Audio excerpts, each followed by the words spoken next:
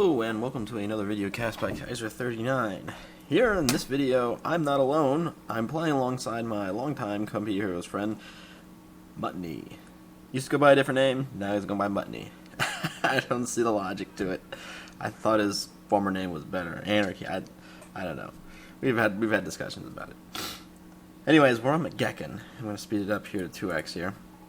Hopefully we can get through this in, under 10 minutes. I just sort of woke up, drinking a lot of coffee here. So, this game ended up being a big triumph for the Axis forces. We were up against two Americans. One of them was employing the aim strong strategy, but the other, I think the other was definitely a lot lower in level. It ended up being a fair match, all throughout, majority of it. In the end, it just got fun for the Axis, as you'll see, and I'm going to speed it up a lot sooner, hopefully, so we can get through a lot of that, just sort of talking about things. My friend Mutney and I are just chatting up, our opening game strategies, how are we going to quickly, dominate this map before the Americans just overtake us in terms of map domination. So, there's your standard American approach, and that's standard Panzer Elite response. Pick on the guy with the Gewehr. That's smart. He's the more costly of the unit. Kill the unit that has the most cost behind it. And that Gewehr, it's got 50 munitions into it. Ah, here comes the Wehrmacht.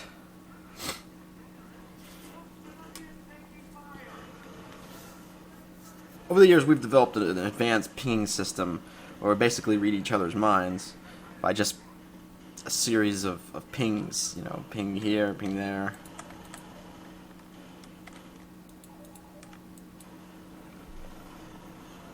That's what a team should be. A group of people who can communicate effortlessly with one another.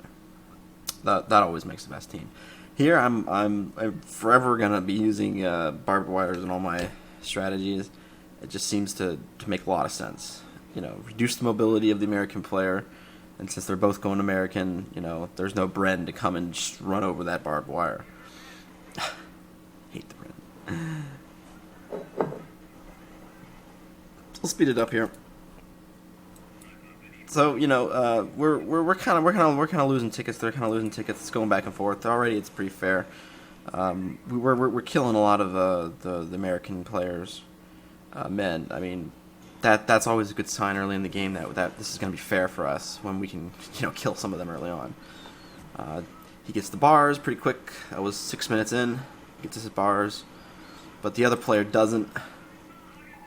So the one other player was playing, the guy with the bars is playing aim strong. It just destroys, as you'll see, it just destroys the Panzer Elite. The bar is pretty effective. The Gewehr is good too, so it's a good match. But oftentimes, American can catch a Panzer Elite player off guard, and the same goes the other way around. But in this case, we're pretty on top of it. We control most of the fuel throughout the game, and it's this fuel. As if you're familiar with this map, this fuel and that fuel that are just basically the only points that matter, because like I'm telling him now, we gotta quick tech up because we have the fuel, and Americans they're not gonna quit. They've got enough fuel to sort of stay in the race. That was stupid of me here. I'm trying to lay down Barb as a waste of time. Really, I think Barb only has its purpose in early game or really late game when you pretty much have a lot of downtime in the early game, and for me it tends to be in the late game that I understand my opponent very well, and I can sort of predict what he's going to do after I've been studying him, so to speak, for 30 minutes. My buddy Mutney's got to retreat out of that mess. I'm sort of hanging back. He knows not to send his men through those hedgerows because I'll just kill them as they come. It'll be like a slaughterhouse, slaughter door.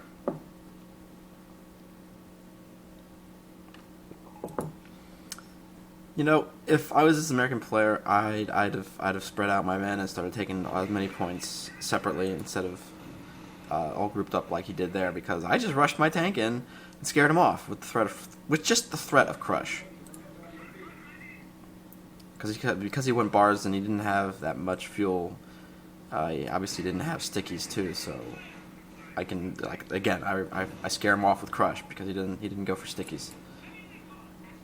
Crush is it's just such a important part of the way I play Wehrmacht. You know, sometimes I know when I can and can't crush there. I mean, I crushed 2 guys with the Stug because I knew that the pathing was going to be shit around those hedgerows, which you have to realize in this map, the pathing is going to be terrible. I mean, the camera angle is terrible too. So there are certain parts of the map where microing becomes difficult. And you take advantage of that when you have something like a Stug, and Stug can crush a lot of people. It's pretty impressive. If, you know, properly microed. I was smart here. I backed up my units. I did not get close because I figured he had stickies because he kept coming at me. Clearly, I've taken advantage of the high fuel that we've had throughout the map, and I've teched up to tanks. Doesn't mean this game's over, though. Not for a long shot, you know, because that M8, you know, properly microed can take out these tanks individually. Not all together, but oh yeah, that was just stupid of me. 1 AT gun defeats my 2 tanks. Pretty much M8 helped out the AT gun, but that was foolish of me. I just wanted to get in there and try and crush him again. Just to scare him off with Crush, but at this point in the game, we're getting nervous. I'm going to speed it up even more. That's max. We're approaching 20 minutes game time. It's been 7 minutes so far. My friend Mutney's saying that he's almost to Panthers, and I can make Panthers too because there's a lot of fuel, and that was the Puma I always build. kind of stupid for me to do that, but it's, you know, because it's very weak. But you know, I keep it alive throughout the most part of the game. There's my Panther, and there's his Panthers. You know, we have armor dominance, so at this point, it seemed like it was going to be easy. But the American players, they surprised us. They surprised us. They did because, well, as you'll see, they don't quit, and they're not just, you know, your typical noob infantry spammers. These Americans, this was a pretty effective team, enough to challenge you know, our team, but usually once it gets to Axis having their Panthers, it's pretty close to being done. The metaphor that I suggested at the beginning of this game was basically stepping on their throats at this point, which we didn't do.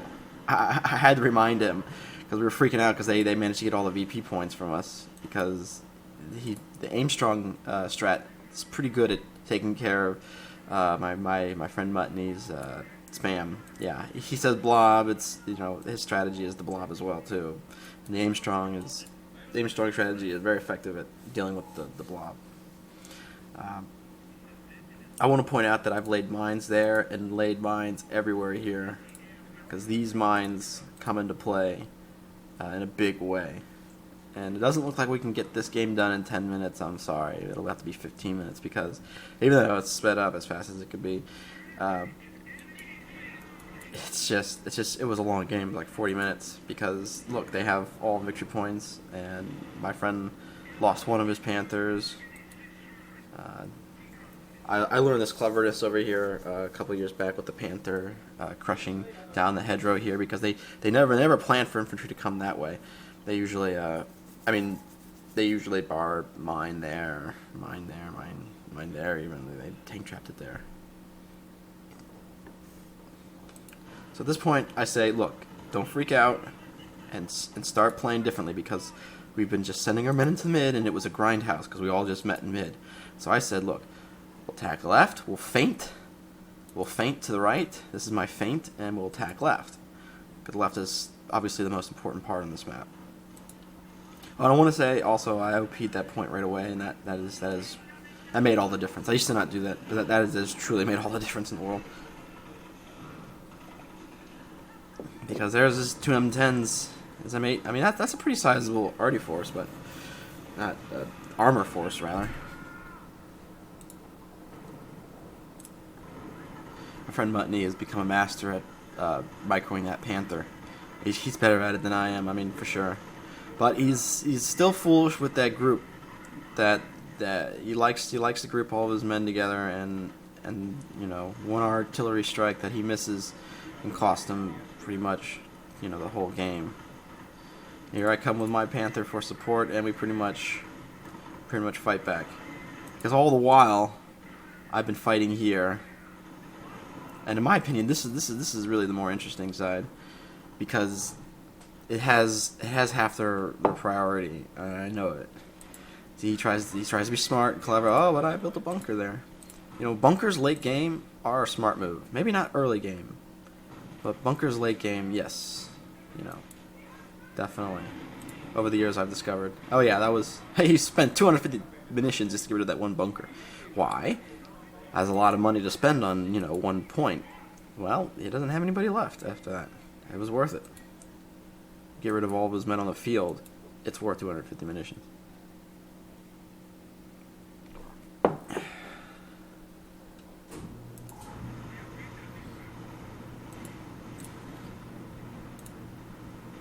Yeah. He should have tried to get, you know, to his Sherman. You know, he wasted his fuel. Oh, he built a Calliope. You know, that's pretty fucking annoying. But my friend Mutney hates Calibes with a fucking vengeance. He's not letting that one get away. Yeah, it looks bad here. Oh, crush, maybe crush, a little bit crush. No, see, he doesn't always think of the crush option. You know, shame on my friend Mutney for not taking advantage of the insane crush capabilities if you know, properly micro at the right time. Yeah, he's kind of pissed here because he's just been sent back and, you know, backwards every time he tries to, you know, get to this point here. And so at this point, definitely the game is pretty you know, 50-50. It could go either way.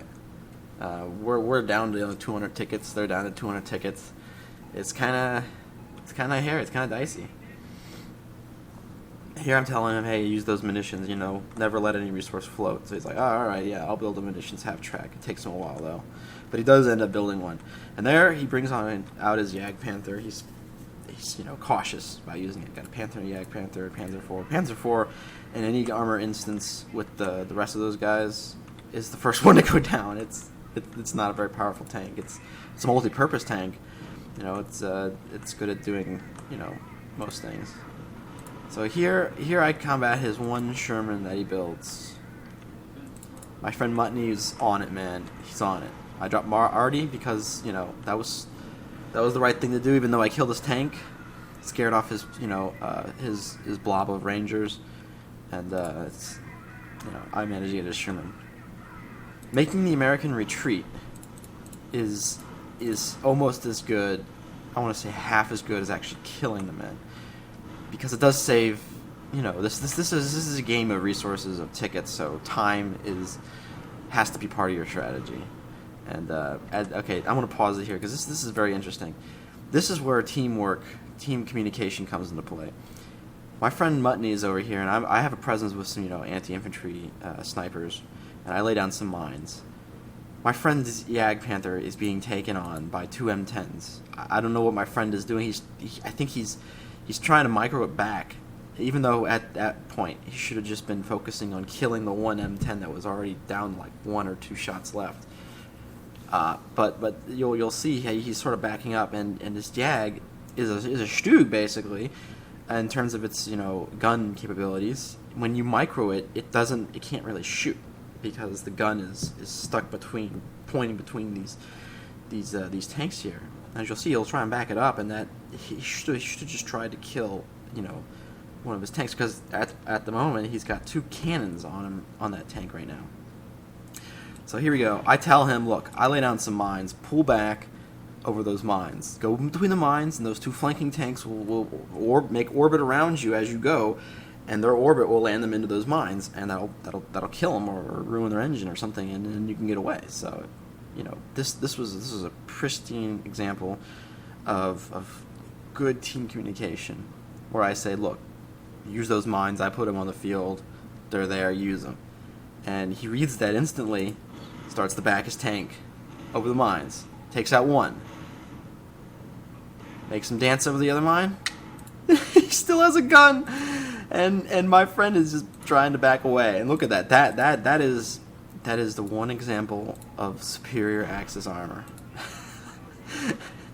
And what actually killed that tank was my machine gun, because it was down to such a small sliver of hell. My machine gun dealt that .01 damage, and that's what made it go out of control. But it still had its gun, so it was shooting as it was going there. And as you saw, it was just a great scene, and I helped heal that Yag. I tell him keep the Yag on the field. You know, you want to keep presence on the field. You know, make repairs on the field if you can manage it. And that was pretty much the turning point, because had they have gotten rid of this Yag Panther, they'd have been emboldened to just stomp on us with their armor. But nope, we managed, you know, to kill his 2 M10s that were threatening the Yag, and the Yag's back up to full you know, capabilities. He builds a munition Sabtrack, I guess, because he realizes the merit of mines. And I'm building flaks. I end up building 2 flaks, and this game is pretty much over. So I wanna say thanks for tuning in, watching. You know, we Axis players, we don't often get our day in the sun, but when we do, it's a lot of fun, because like there's been a whole story with this Pio over here. If you wanna keep watching this Pio, I tell him to pick up this this bazooka. Yeah, they've taken the weapon, and he's just gonna. This one Pio manages to hold this one side, because the one American player thinks he can just send an M8 to cap this point. There's the first M8. And he just basically moves his attention back over to here. It's more interesting, sure, but there's the one Pio with an AT gun, and I'm like, well, first I'll try artillery it to death. And all the while I'm keeping this bunker alive. I totally forget that I can reinforce. And there I go. Now I back up to 2 Pios. Oh, this Pio already had killed the one M8. Right. Well, he kills another one, I think, and even up to 3. Here's the other M8. This is his strategy. I'm just gonna keep sending armor, because I went armor doctrine, and my armor can cap points. And look at that! Look at that! 2 shots with the Pio, the AT gun, the American AT gun, best AT gun. Why? Because it hit every single time it shot. Had that Pio been holding a Panzerschreck, the first shot would have missed. The second shot would have missed. The third shot would have missed. The last shot would have hit, but by then the Pio would have been dead. Reliability. That's what really matters. And here is the 4th M8. Gets it down to, you know, like a third of its health. Boom, second shot. Ah, I killed that Pio. He killed that M8. That fucking kick-ass Pio. I'm taunting him. Please keep trying. My Pio keeps killing. That's what I say. Every Pio gets his bone. So he's like, alright, fine, I'll send my invincible ranger unit. Well, you know, I keep a hold of this point with artillery. You can't really go anywhere because I mined it a lot. And the Pio defends. This Pio, this is truly the best narrative, I think, of this game, because this American player just throws his units into the fog of war practically, and well, it costs him. You know, you gotta be microwing your units at the right, most important part of the. Oh yeah, that was stupid of me. That AT gun usually can always one-shot my Goliaths. Yeah, and at this point, you know, I tell this Pio, hey, go home, you're done. But the game is pretty much almost done. And again, this guy just doesn't pay attention, and I kill all of his units with a rocket barrage. And now I have 2 Pio units. And that's the 5th M8 I've killed with Pios. Shit. Yeah, this was definitely a fun game for my team. I know Mutney had a lot of fun. He's got his tanks, his Yagd, double that. That's pretty impressive. And at this point, I go, look, man, I gotta get to class. Hurry it up. So he's like, all right, well, we're gonna, you know, try and push something, try and make something happen, force something to happen. And this is you know, the metaphor of stepping on their throats while they're down, you know. And I wanted to get my tanks all lined up, my ducks all lined up, all my ducks all in a line. I wanted to roll in, so to speak. I like to say I want to roll in with Axis tanks. But yeah, 50 minutes for a game. That was a pretty long game. Pretty fun game. All right, well, that's the 20-minute mark. Thanks for watching. Viva la Axis. We'll always keep fighting, even though we always seem to lose and win, but mostly lose. All right, thanks again. Kaiser 39 Mutton is signing off.